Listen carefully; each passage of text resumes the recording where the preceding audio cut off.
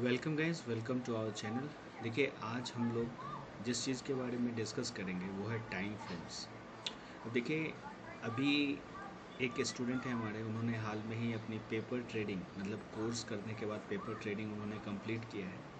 और उसके बाद अलग अलग टाइम फ्रेम्स पे, जैसे कि आप कौन कौन से टाइम फ्रेम पर काम करते हैं, पहले मैं आपको वो समझा देता हूँ। सबसे पहले उनके क्वेश्चन को मैं आपको बता देता हूँ कि उनका क्वेश्चन ये है कि किस टाइम फ्रेम पर इंस्टीट्यूशंस प्लेयर जो होते हैं वो एक्टिव होते हैं, किस टाइम फ्रेम पर कौन सबसे सही, अपने एक्सपीरियंस के साथ से आप मुझे बताओ कि कौन सा जो टाइम फ्रेम है वो एक मैच्योर टाइम फ्रेम है और इवन कि उस पर बेस्ट रिजल्ट आते हैं। तो देखिए, उनका क्वेश्चन है कि 15 मिनट्स पे कभी अच्छी मूवमेंट आती है, कभी 1 आवर पे मूवमेंट आती है, कभी 1 डे पर मूवमेंट आती है, तो कौन सा टाइम फ्रेम है वो सबसे अच्छा है। तो इस चीज़ को हम लोग डिस्कस करेंगे। तो देखिए, सबसे पहले उनकी जो कंडीशन है मैं वो बता दूं। उन्होंने अभी कोर्स जो बेस का कोर्स है, फाउंडेशन और प्रोफेशनल दोनों कंप्लीट कर लिया है। ट्रेडिंग साइकोलॉजी भी उन्होंने पढ़ ली है और उसके बाद एक पेपर ट्रेडिंग ऑलमोस्ट 2 मंथ से वो कर रहे थे और उनका वो कंप्लीट हो गया है। अब वो ट्रेड्स को एग्जीक्यूट कर रहे हैं, ठीक है। अब उनके साथ दो प्रॉब्लम आ रही है, एक इमोशन रिलेटेड, तो उसके रिलेटेड मैंने एक वीडियो पहले से डाल रखी है। आप इससे पहले जो पब्लिश वीडियोज़ है उसमें चेक करिए कि इमोशंस को ऐसे कंट्रोल कर सकते हैं। सेकेंड, हम लोग आज जो डिस्कस करेंगे यहाँ पर कि कौन सा टाइम फ्रेम, क्योंकि कभी 15 मिनट्स पे, जैसे देखिए अब मैं कुछ टाइम फ्रेम बताता हूँ आपको। ट्रेडिंग टाइम फ्रेम क्या क्या चीज़ें यहाँ पर आप देख सकते हैं। देखिए, सबसे पहला जो टाइम फ्रेम है वो है या तो आप 1 वीक पर करते हो और 1 डे आपका ट्रेडिंग टाइम फ्रेम है। हायर टाइम फ्रेम का रेफरेंस आप 1 वीक से ले रहे हो और 1 डे आपका जो टाइम फ्रेम है, वैसे आप मंथली भी कर सकते हो, लेकिन अभी हम लोग उस पर वो पोजिशनल हो जाएंगी ये चीज़ें। हम लोग ट्रेडिंग के पर्सपेक्टिव से बात कर रहे हैं, तो जो एक 1 वीक का हाई टाइम फ्रेम है और 1 डे का सेकेंड जो टाइम फ्रेम है ट्रेडिंग, सेकेंड 1 डे और 1 आवर, ठीक है। मोमेंटम फेडिंग 1 आवर पे होगी। थर्ड जो है 1 आवर 15 मिनट्स। अब इसमें क्या है, इस 1 डे 1 आवर में एक 4 आवर्स पर भी आप इसको देख सकते हैं, और 4 आवर और 1 आवर इस तरीके से। अब ठीक है, ये सारे टाइम फ्रेम्स हैं किस। अब आप क्वेश्चन ये आता है कि ठीक है, आपने सारे कोर्सेज भी कर लिए, इंट्रीज भी आपने लेना समझ लिया, कोरिलेशन भी सीख लिया, स्टॉक सिलेक्शन भी सीख लिया, किस टाइम फ्रेम पर काम करें जो सबसे अच्छे रिजल्ट आए। क्योंकि ज़्यादातर लोग को मैं देख रहा हूँ कि वो लोग पैटर्न माइंडसेट पर आ जाते हैं कि वहाँ पर किसी एक लेवल पर, ठीक है, लेवल्स आपने आइडेंटिफाई कर लिया, उस लेवल पर क्या इस तरह से पैटर्न बने कि आपको वो दिखाता हो कि स्टॉक ब्रेकआउट या फिर ब्रेकडाउन हो रहा हो और आप वहाँ पे एंट्री ले प्रॉफिट हो जाए।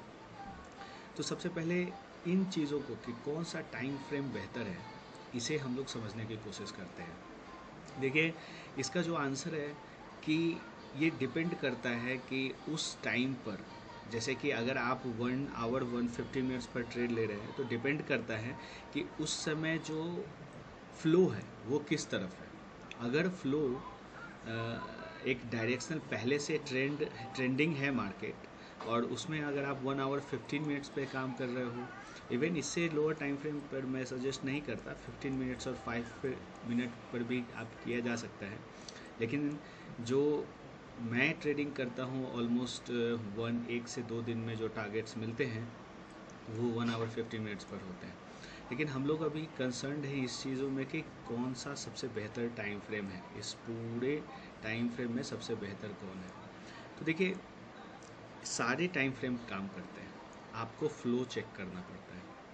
फ़्लो आप कैसे देखते हैं?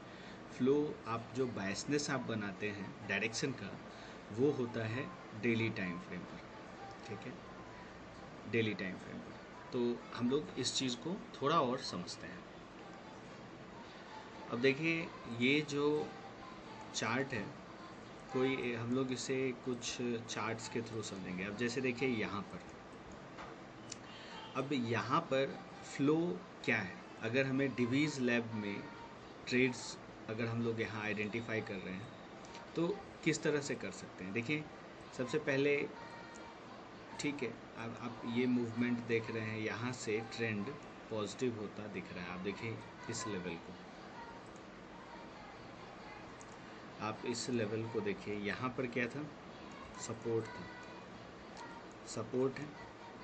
अब मार्केट में यहाँ पर जब स्टॉक आ रहा है, जब यहाँ ये सपोर्ट का ब्रेकडाउन हुआ, अब जितनी भी टेक्निकल एनालिसिस की चीज़ें हैं उसमें क्या है, कोई भी चीज़ में कि ठीक है ब्रेकडाउन हुआ, मार्केट ऊपर आया, इस लेवल पर जैसे ही सेलिंग आए, आप क्या है कि यहाँ पर सेल ट्रेड लो। आप यही करते हैं, चाहे आपने टेक्निकल एनालिसिस की हो या फिर आपने प्रोप्राइटरी मेथड से भी प्राइस एक्शन सीखा हो, इस लेवल पर आपको प्रॉब्लम आ ही जाएगी कि आप क्या करोगे। जैसे ये 1 डे है, डेली टाइम फ्रेम पर है, आप स्मॉलर टाइम फ्रेम पर 4 आवर्स या किसी और टाइम फ्रेम पर आप यहाँ सेलिंग की चीज़ें देखते हो, और आप देखो कि मार्केट में जब इस लेवल पर सबसे ज़्यादा कन्फर्मेशन है कि मार्केट जो है वो सेलिंग के लिए रेडी हो गया, और उसके बाद आप मूवमेंट देखो तो सबसे ज़्यादा स्टॉप लॉसेस यहाँ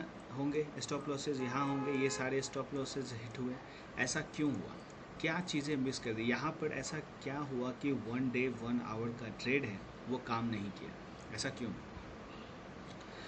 अगर आप इस चीज़ को समझें कि मार्केट जब इस लेवल पर आता है और आप देखिए कि यहाँ पर आप सेलिंग की चीज़ें के लिए सोच रहे हैं, आप यहाँ पर सेलिंग किसी भी तरीके से, ठीक है, तो आपके टारगेट्स कहाँ होंगे, इस लेवल तक। तभी तो आप अगर रिस्क यहाँ पर सेलिंग कर रहे हो तो आपका जो रिस्क है ऑलमोस्ट 190 पॉइंट्स का, तो ऑलमोस्ट कुछ तो आपका 1:2 के प्रॉफिट्स पर काम करोगे। अगर यहाँ पर 300 का रिस्क है तो ऑलमोस्ट 300 के रिवॉर्ड भी होने चाहिए, लेकिन वैसा होता नहीं है। ऐसा क्यों, क्या चीज़ें मिस हो गई कि 1 डे 1 आवर का ट्रेड जो है वो काम नहीं किया। देखिए यहाँ पर सबसे बड़ी चीज़ जो लोग मिस करते हैं वो ये है, इस कैंडल को आप देखिए कि ठीक है ये पास्ट है, ये जो चीज़ें हैं वो पास्ट हैं। अभी अगर आप देखें करेंटली, अगर हम लोग देखें तो डिवीज़ लैब में यहाँ पर जो मार्केट है इसकी जो स्ट्रेंथ है वो इसको बीट कर रही है, तो ये चीज़ हम भूल जाते हैं। अभी करेंटली अगर आप देखोगे तो मार्केट यहाँ इस लेवल को आप देखो, यहाँ पर मार्केट ने एक लो लगाया था, इसके बाद फर्दर मार्केट ने एक नया लो नहीं लगाया और यहाँ से ट्रेंड चालू हुआ, और ये ट्रेंड में स्ट्रेंथ आप देख सकते हो कि एक स्ट्रेच में मार्केट किस तरह से ऊपर जा रहा है, ठीक है। अब इस चीज़ को चैलेंज किया है इस बायर ने। अब यहाँ पर जितने ऑर्डर्स होंगे वही तो सेलिंग में आएंगे। अब यहाँ पर सिर्फ ये समझना कि 1 डे 1 आवर का ट्रेड है, परफॉर्म नहीं कर रहा है, आपको कंटेक्स्ट में देखना होगा, आपको इस मूवमेंट को आपको देखना होगा। अगर ये मूवमेंट बहुत स्ट्रांग है तो मार्केट ईजिली नीचे नहीं जाएगा, ठीक है। मूवमेंट जो है यहाँ पर आप देखिए कि किस तरह से, अगर सेलिंग सिर्फ इस कैंडल में एक सेलिंग दिखी है, उससे पहले अगर आप देखिए अगर सेलिंग होती भी है तो लोज ब्रेक नहीं होते। तो इसलिए क्या है ना कि आपको फ्लो को पकड़ने आना चाहिए, ठीक है, फ्लो को पकड़ने आना चाहिए। अब आप देखो इसी चीज़ को आप यहाँ पर देखो, ये लेवल है, ठीक है। अब यहाँ ब्रेकडाउन हुआ, ट्रेंड इसे कहते हैं कि मार्केट में यहाँ पर आप देखो मूवमेंट हुई इस लेवल पर यहाँ से सेलिंग। अब यहाँ पर बायर्स कहाँ हैं, अब जैसे कि वहाँ सेलिंग की चीज़ थी, यहाँ मैंने आपको दिखाया, मैं आपको फिर से दिखाता हूँ, ये वाली सेलिंग की मैं बात कर रहा हूँ। आप इस सेलिंग को देखो, इस कैंडल में सबसे ज़्यादा रिटेलर्स ने सेल किया, उसी लेवल से मार्केट उठा, और यहाँ पर इस कैंडल में यहाँ कहीं भी इतनी बड़ी बाइंग नहीं है जितनी बड़ी बाइंग यहाँ है, और इस कैंडल में जो बायर्स ने सबसे ज़्यादा पोजीशन ली कि ठीक है ये ब्रेक हो जाएगा, और उसी चीज लेवल का लिवरेज लेके फर्दर ये इतनी बड़ी डाउनफॉल होती है, ठीक है।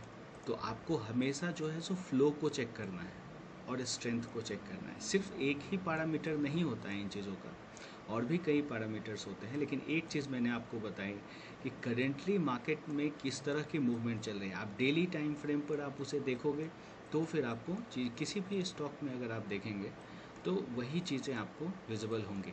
अब जैसे यहाँ पर देखो, यहाँ भी वही चीज़ है। यहाँ पर आप देखें